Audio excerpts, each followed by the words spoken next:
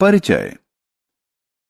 वैभव और उसके माता पिता कसौली में छुट्टी मनाकर 2 दिनों बाद अपने घर वापस आ रहे हैं।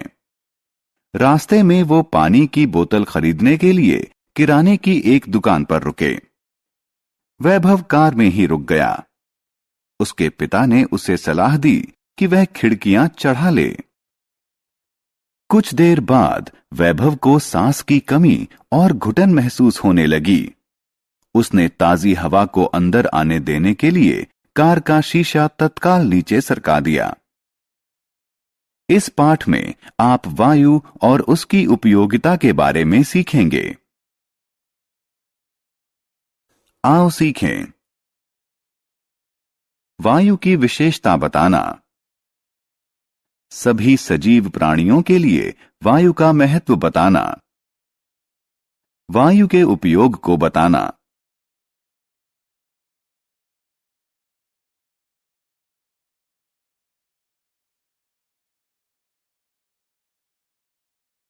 वायु की विशेषताएं। वायु हमारे चारों तरफ है। सभी सजीव प्राणी वायु को सांस के रूप में अंदर लेते हैं और बाहर छोड़ते हैं, लेकिन हम इसे देख नहीं सकते। हम इसे सिर्फ महसूस कर सकते हैं। वायु में कोई रंग, स्वाद या गंध नहीं होती।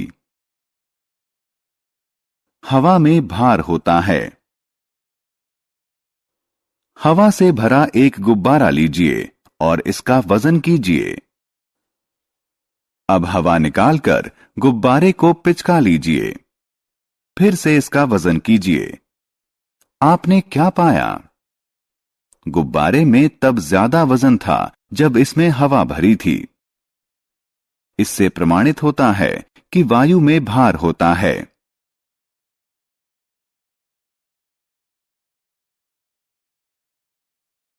वायु स्थान घेरती है।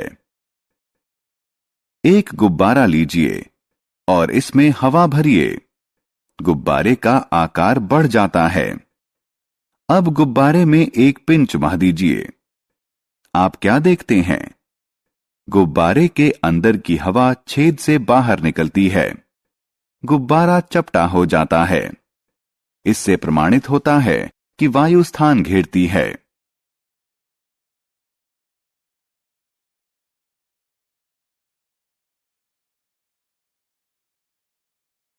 वायु का महत्व। वायु मनुष्यों को ऑक्सीजन प्रदान करती है, जो जीवन को आधार देती है। पादप अपना भोजन बनाने के लिए वायु से कार्बन डाइऑक्साइड लेते हैं। जंतु के अस्तित्व के लिए ऑक्सीजन जरूरी है। वायु का उपयोग।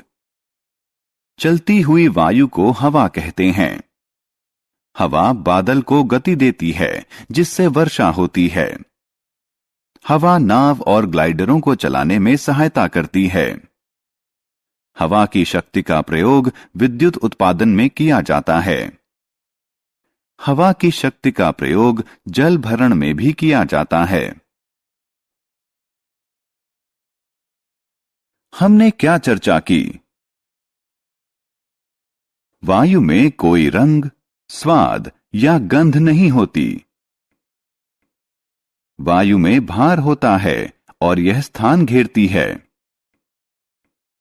वायु सभी प्राणियों के अस्तित्व के लिए जरूरी है।